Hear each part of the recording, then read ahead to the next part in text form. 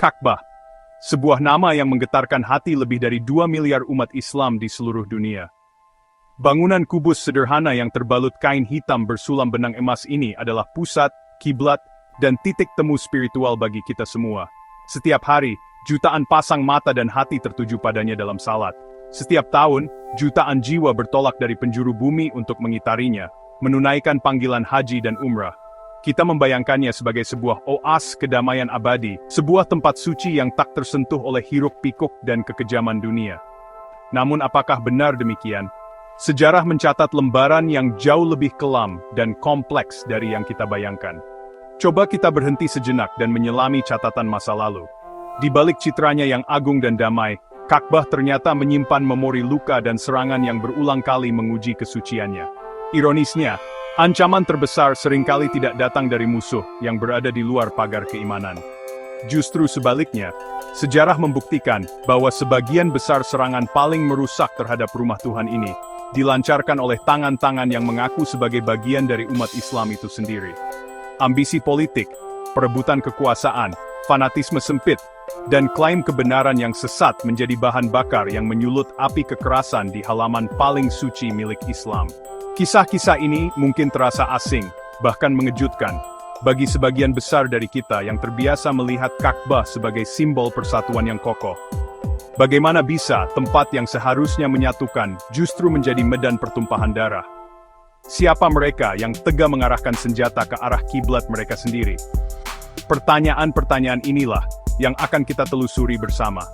Kita akan membuka kembali halaman-halaman sejarah yang seringkali terlupakan, dari era sebelum kenabian hingga zaman modern yang serba canggih. Perjalanan ini bukan untuk membuka luka lama, melainkan untuk mengambil pelajaran berharga.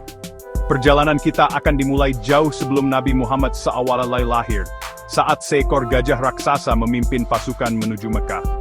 Kemudian kita akan melompat ke masa-masa penuh gejolak setelah wafatnya Rasulullah. Ketika konflik politik internal umat Islam berkobar begitu hebatnya hingga manjanik, alat pelontar batu raksasa, diarahkan untuk menghantam dinding Ka'bah. Kita juga akan menyaksikan bagaimana sebuah kelompok ekstremis mencuri Hajar Aswad dan menodai sumur Zamzam dengan darah ribuan jamaah haji. Akhirnya, kita akan mendarat di era modern, pada tahun 1979, saat sekelompok orang menyandera Masjidil Haram atas nama seorang Mahdi palsu. Ini adalah kritar the Kablin dan Ketuhan, pengkhianatan dan kestirnes. Mari kita putar waktu kembali ke sekitar tahun 570 Masehi. Bayangkan kota Mekah saat itu, sebuah lembah gersang yang dihuni oleh suku-suku Arab penyembah berhala. Di tengahnya, berdiri sebuah bangunan suci yang telah lama dihormati, Ka'bah, yang dibangun kembali oleh Nabi Ibrahim dan putranya, Ismail. Di tahun yang sama dengan kelahiran seorang anak yatim piatu bernama Muhammad, sebuah ancaman besar datang dari selatan. Seorang penguasa Kristen dari Yaman bernama Abraha al-Asiram merasa iri dengan popularitas Ka'bah yang menarik banyak peziarah. Ia telah membangun sebuah katedral megah di Sana'a yang ia sebut Al-Qulais dan ingin mengalihkan pusat ziarah Arab ke sana. Untuk mewujudkan ambisinya, Abraha tidak main-main. Ia mengumpulkan pasukan yang luar biasa besar, konon mencapai 60.000 prajurit, lengkap dengan persenjataan terbaik pada masanya. Namun, yang paling menakutkan dari pasukannya adalah barisan gajah perang yang ia bawa, sesuatu yang belum pernah dilihat oleh bangsa Arab di Mekah. Salah satu gajahnya yang bernama Mahmud, sangat besar dan menjadi simbol kekuatan pasukannya. Tujuan Abraha hanya satu, menghancurkan Ka'bah hingga rata dengan tanah, sehingga tidak ada lagi yang akan datang ke Mekah. Berita kedatangan pasukan raksasa ini menyebar dengan cepat, menimbulkan ketakutan luar biasa di kalangan penduduk Mekah. Abdul Muthalib, kakek dari Nabi Muhammad dan pemimpin suku Quraisy saat itu, menunjukkan sikap yang luar biasa. Alih-alih mempersiapkan perlawanan yang sia-sia melawan kekuatan yang jauh lebih besar, ia memerintahkan penduduk Mekah untuk mengungsi ke gunung-gunung di sekitar kota. Ia sendiri pergi menemui Abraha, bukan untuk menyerah, tetapi untuk meminta kembali unta-untanya yang dirampas oleh pasukan Abraha. Abraha terkejut dan bertanya, mengapa Abdul Muthalib lebih peduli pada untanya daripada Ka'bah? Jawaban Abdul Muthalib menjadi legendaris. Aku adalah pemilik unta-unta ini, maka aku yang menjaganya. Adapun Baitullah, ia memiliki pemiliknya sendiri yang akan melindunginya. Keesokan harinya, saat pasukan Abraha bergerak maju untuk memulai penghancuran, sesuatu yang ajaib terjadi. Gajah utama, Mahmud, tiba-tiba berhenti di perbatasan tanah suci Mekah dan menolak untuk melangkah lebih jauh. Dipaksa, dipukul, dan diancam, gajah itu tetap berlutut dan tidak mau bergerak menuju Ka'bah. Lalu, dari arah laut, muncul kawanan burung yang tak terhitung jumlahnya. Setiap burung membawa 3 buah batu kecil, 1 di paruhnya, dan 2 di cakarnya. Burung-burung ini, yang dalam Al-Quran disebut Ababil, terbang di atas pasukan Abraha dan menjatuhkan batu-batu dari tanah liat yang dibakar itu. Setiap batu yang jatuh menghancurkan prajurit dan gajah, menyebabkan wabah dan kepanikan. Pasukan Abraha luluh lantak, bukan oleh perlawanan manusia, tetapi oleh kekuatan yang tak terlihat. Peristiwa ini begitu luar biasa sehingga tahun itu dikenal sebagai Tahun Gajah. Peristiwa Tahun Gajah menjadi satu-satunya serangan besar terhadap Ka'bah yang datang dari pihak luar Islam. Setelah itu, ironisnya, ancaman justru datang dari dalam. Mari kita melompat ke tahun 683 Masehi, sekitar 50 tahun setelah wafatnya Nabi Muhammad SAW. Umat Islam sedang terpecah oleh konflik politik yang sengit. Kekhalifahan Bani Umayyah yang berpusat di Damaskus, di bawah pimpinan Yazid bin Muawiyah berkuasa. Namun, pemerintahannya tidak diakui oleh semua pihak. Salah satu penentang utamanya adalah Abdullah bin Zubair, putra dari salah seorang sahabat terkemuka Nabi, yang mendeklarasikan dirinya sebagai khalifah yang sah dari kota suci Mekah. Sebelum mengarahkan pandangannya ke Mekah, pasukan Yazid terlebih dahulu menumpas pemberontakan di Madinah, dalam sebuah peristiwa yang dikenal sebagai Pertempuran Al-Harrah. Peristiwa ini menjadi salah satu noda terkelam dalam sejarah awal Islam. Pasukan Umayyah menyerbu kota Nabi, melakukan pembantaian, menjarah harta benda, dan menebar teror.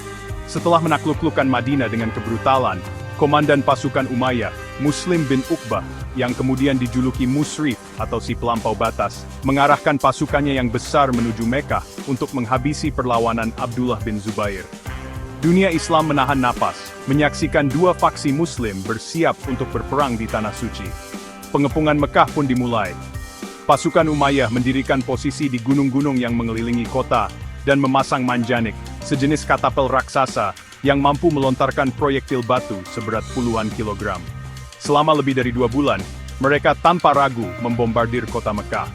Batu-batu besar beterbangan melintasi langit, menghantam rumah-rumah penduduk, dan menebar ketakutan. Yang paling tragis, beberapa dari proyektil itu mengenai dinding Ka'bah, menyebabkan kerusakan pada bangunan suci tersebut. Kiblat umat Islam, yang dilindungi Tuhan dari pasukan Gajah Abraha, kini dirusak oleh tangan-tangan pengikut agamanya sendiri. Puncak tragedi terjadi ketika salah satu serangan dari pasukan Umayyah, menyebabkan kebakaran besar di area Masjidil Haram. Api dengan cepat menjalar dan melalap kiswah, kain penutup Ka'bah. Panas yang luar biasa hebatnya bahkan membuat Hajar Aswad terbelah menjadi 3 bagian, dan dinding Ka'bah retak parah. Bangunan itu rusak berat. Namun, di tengah keputusasaan, sebuah kabar datang dari Damaskus. Khalifah Yazid bin Muawiyah telah meninggal dunia. Mendengar berita ini, pasukan Umayyah kehilangan semangat dan tujuan. Pengepungan pun dihentikan, dan mereka mundur, meninggalkan Mekah dan Ka'bah dalam kondisi porak-poranda. Ini adalah pertama kalinya Ka'bah diserang secara fisik oleh sesama Muslim, sebuah preseden menyedihkan yang akan terulang kembali. Setelah mundurnya pasukan Umayyah, Abdullah bin Zubair mengukuhkan kekuasaannya.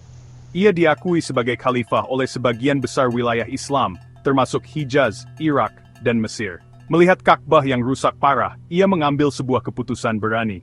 Berdasarkan pengetahuan dari bibinya Aisyah, istri Nabi, ia memutuskan untuk tidak sekadar memperbaiki Ka'bah, tetapi membangunnya kembali sesuai dengan fondasi asli yang diletakkan oleh Nabi Ibrahim. Ia membongkar bangunan lama yang rusak dan membangun Ka'bah yang baru, sedikit lebih besar, dengan 2 pintu, satu untuk masuk dan satu untuk keluar, dan memasukkan area Hijr Ismail ke dalam bangunan utama, persis seperti yang pernah diinginkan oleh Nabi Muhammad SAW. Selama hampir 1 dekad, dunia Islam memiliki 2 khalifah, Abdullah bin Zubair di Mekah, dan Abdul Malik bin Marwan dari dinasti Umayyah di Damaskus. Persaingan ini memuncak pada tahun 692 Masehi. Abdul Malik, seorang pemimpin yang kuat dan ambisius, bertekad untuk menyatukan kembali kekhalifahan di bawah Panji Umayyah. Untuk menaklukkan Abdullah bin Zubair, ia mengirimkan jenderalnya yang paling ditakuti dan paling kejam, Al-Hajjaj bin Yusuf Ats-Saqafi. Al-Hajjaj dikenal sebagai sosok yang tidak mengenal belas kasihan dan akan melakukan apa saja untuk mencapai tujuannya. Bahkan jika itu berarti menodai kesucian kota Mekah sekali lagi. Al-Hajjaj tiba di Mekah dengan pasukan besar dan segera mengepung kota. Sejarah seakan berulang, tetapi kali ini dengan intensitas yang lebih mengerikan. Al-Hajjaj seperti pendahulunya, menempatkan Manjanik di Gunung Abu Qubais, dan tanpa ragu menghujani Mekah dengan batu-batu raksasa.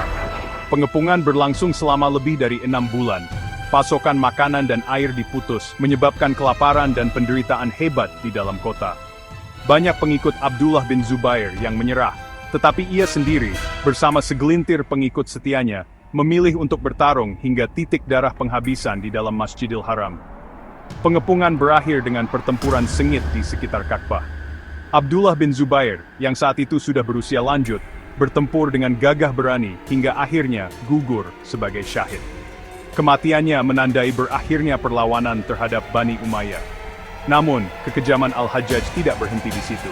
Sebagai peringatan bagi siapapun yang berani menentang Damaskus, ia memerintahkan agar jenazah Abdullah bin Zubair disalib dan dipajang di depan umum selama berbulan-bulan.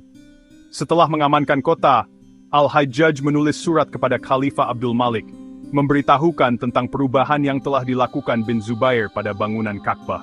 Atas perintah Khalifah, Al-Hajjaj menghancurkan Ka'bah versi bin Zubair dan membangunnya kembali, persis seperti bentuknya sebelum direnovasi, yaitu bentuk kubus yang kita kenal hingga hari ini. Setelah tragedi di zaman Umayyah, Ka'bah, bisa dibilang relatif aman selama hampir 2,5 abad. Namun, pada abad ke-10, sebuah ancaman baru yang lebih mengerikan muncul dari sebuah sekte ekstremis Syiah yang dikenal sebagai Karamitah atau Karmathian. Kelompok ini berbasis di Bahrain dan memiliki pandangan teologis yang sangat menyimpang dari ajaran Islam pada umumnya.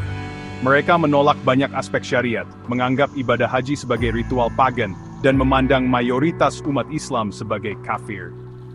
Dipimpin oleh Abu Tahir al-Janabi, kaum Karamitah menjadi kekuatan militer yang menakutkan, menebar teror di seluruh Jazirah Arab.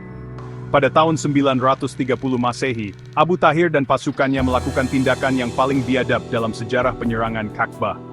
Mereka memilih waktu yang paling suci musim haji. Ketika puluhan ribu jamaah dari seluruh dunia berkumpul di Mekah, dalam keadaan ihram, tanpa senjata, dan sepenuhnya larut dalam ibadah. Pasukan Karamitah menyerbu kota. Mereka melakukan pembantaian massal yang tak terbayangkan. Mereka membunuh para jamaah yang sedang tawaf di sekitar Ka'bah, yang sedang sa'i antara Safa dan Marwah, dan yang sedang berdoa di dalam Masjidil Haram. Darah menggenang di lantai marmer masjid yang suci. Kekejaman mereka sungguh tidak mengenal batas. Para jamaah haji yang tak berdaya diburu dan dibunuh tanpa pandang bulu.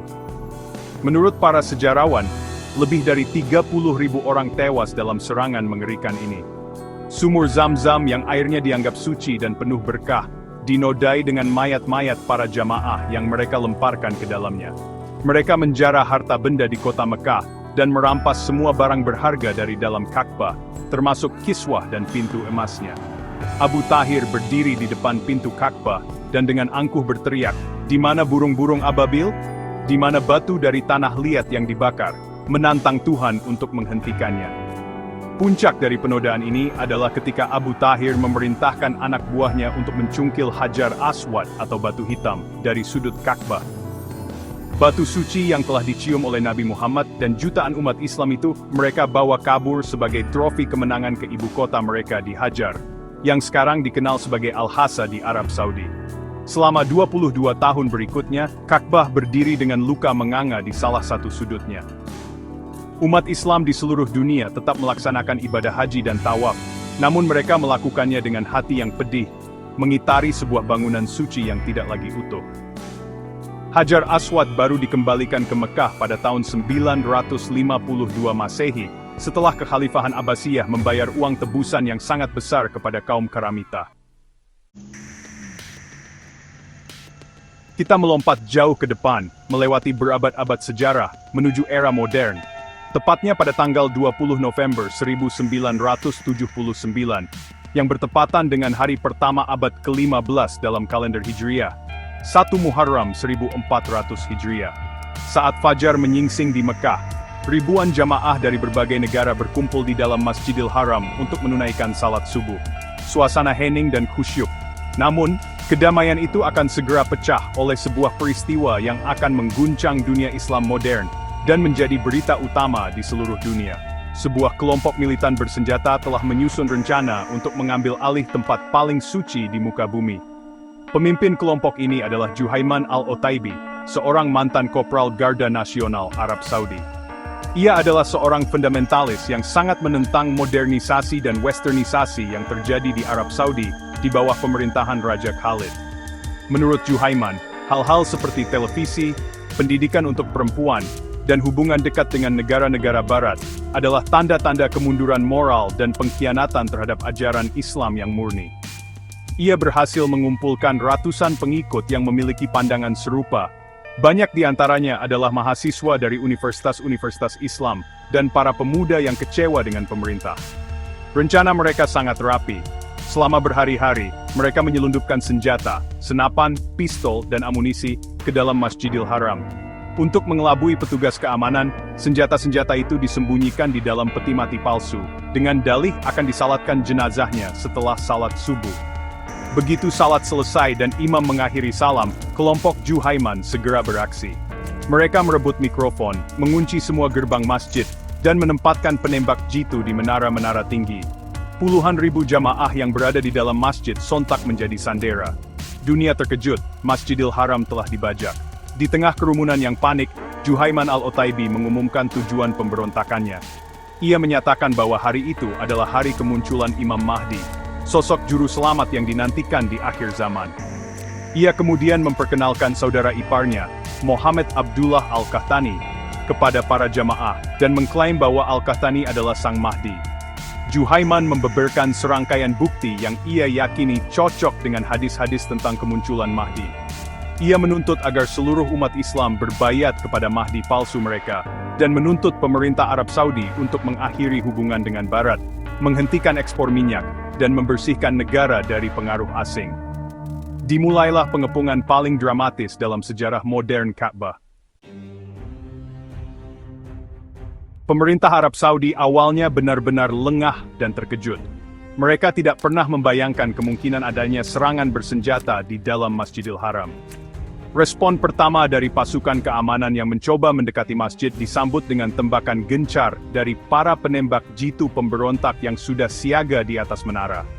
Beberapa petugas tewas dan terluka, memaksa mereka untuk mundur. Situasi menjadi sangat rumit karena adanya puluhan ribu sandera di dalam, dan larangan dalam Islam untuk melakukan pertempuran atau pertumpahan darah di Tanah Suci Mekah. Pemerintah berada dalam posisi yang sangat sulit, baik secara taktis maupun teologis. Sebelum melancarkan operasi militer skala penuh, pemerintah Arab Saudi membutuhkan landasan hukum agama. Mereka segera berkonsultasi dengan Dewan Ulama Senior Kerajaan, yang dipimpin oleh Sheikh Abdul Aziz bin Baz. Para ulama dihadapkan pada dilema mengizinkan pertempuran di tempat suci, atau membiarkan para pemberontak terus menodai masjid dan menyandera jamaah. Setelah berdebat, para ulama akhirnya mengeluarkan fatwa yang mengizinkan penggunaan kekuatan untuk membebaskan Masjidil Haram. Fatwa ini menyatakan bahwa para pemberontak adalah kaum Khawarij yang telah melanggar kesucian masjid, sehingga memerangi mereka menjadi sebuah keharusan untuk melindungi jamaah dan mengembalikan ketertiban. Dengan fatwa di tangan, pasukan Garda Nasional Arab Saudi melancarkan serangan balasan. Namun perlawanan dari kelompok Juhaiman ternyata jauh lebih kuat dari yang diperkirakan. Mereka sangat mengenal seluk-beluk arsitektur Masjidil Haram yang luas dan kompleks, termasuk jaringan ruang bawah tanah yang rumit di bawahnya. Mereka bertempur dengan fanatisme tinggi, didorong oleh keyakinan bahwa mereka sedang berjuang bersama Imam Mahdi dan tidak akan terkalahkan. Serangan-serangan awal dari pasukan Saudi berhasil dipatahkan. Pertempuran sengit berkecamuk dari hari ke hari, mengubah halaman masjid yang damai menjadi zona perang. Pertempuran berlangsung selama 2 pekan yang panjang dan mencekam. Suara tembakan dan ledakan menggema di sekitar Ka'bah. Para pemberontak bertahan dengan gigih di labirin koridor, pilar, dan ruang bawah tanah. Mereka menggunakan para sandera sebagai tameng manusia, membuat operasi penyelamatan menjadi sangat berbahaya. Pasukan Saudi, yang kurang berpengalaman dalam pertempuran perkotaan jarak dekat seperti ini, mengalami banyak kesulitan. Mereka menyadari bahwa mereka membutuhkan bantuan dan strategi yang lebih canggih untuk mengakhiri krisis ini, tanpa menyebabkan kerusakan yang lebih parah pada masjid atau korban sipil yang lebih banyak. Pengepungan ini menjadi ujian berat bagi kerajaan Arab Saudi dan seluruh dunia Islam. Sementara pertempuran berkecamuk di Mekah, insiden ini dengan cepat memicu gejolak di panggung internasional. Komunikasi yang terbatas dan informasi yang simpang siur menyebabkan munculnya berbagai rumor dan teori konspirasi. Di Amerika Serikat, beberapa pejabat secara keliru dan tergesa-gesa menuduh Iran, yang saat itu baru saja mengalami revolusi di bawah pimpinan Ayatollah Khomeini, sebagai dalang di balik serangan tersebut. Tuduhan ini segera dibantah, tetapi kerusakan sudah terjadi. Ayatollah Khomeini membalas dengan keras, menuduh bahwa pengepungan itu adalah plot yang dirancang oleh Amerika dan Zionis untuk menodai Islam. Tuduhan Khomeini, yang disiarkan ke seluruh dunia, menyulut kemarahan besar di kalangan umat Islam yang sudah memiliki sentimen anti-Amerika yang kuat. Protes-protes meletus di berbagai negara. Di Pakistan, massa yang marah menyerbu dan membakar kedutaan besar Amerika Serikat di Islamabad, menewaskan beberapa orang. Di Libya, kedutaan Amerika Serikat juga diserang dan dibakar. Insiden di Mekah, yang pada dasarnya adalah masalah internal Arab Saudi yang dilakukan oleh kelompok ekstremis lokal, telah berubah menjadi krisis diplomatik global yang mempertajam ketegangan antara dunia Islam dan Barat. Di Mekah, setelah hampir 2 minggu pertempuran yang buntu, pemerintah Saudi memutuskan untuk meminta bantuan dari luar. Mereka secara rahasia menghubungi GAGN, unit anti-teror elit dari Prancis. Namun muncul masalah, personel GN bukan Muslim dan tidak diizinkan memasuki kota suci Mekah.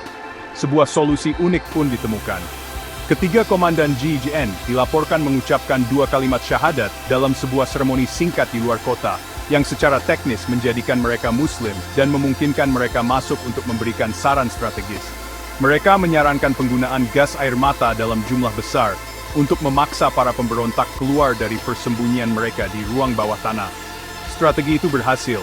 Pasukan Saudi membanjiri jaringan ruang bawah tanah dengan gas, membuat para pemberontak tidak bisa bernafas dan memaksa mereka naik ke permukaan, di mana mereka langsung ditangkap atau dilumpuhkan.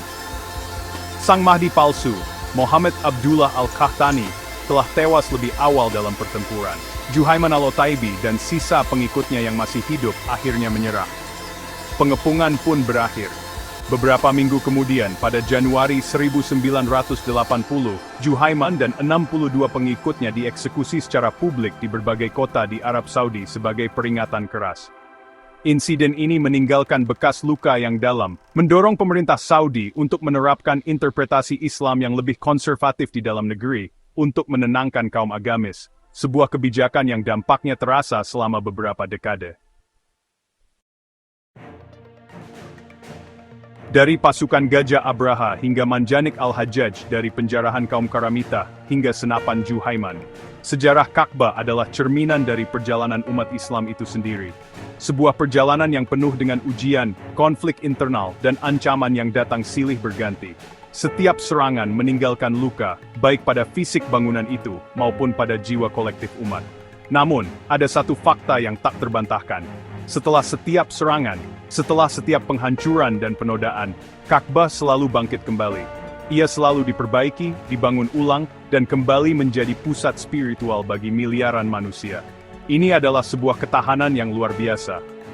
Pertanyaannya kemudian, mengapa? Mengapa bangunan ini, yang telah berulang kali menjadi sasaran kebencian dan ambisi politik, tetap memiliki kekuatan yang begitu besar untuk menyatukan?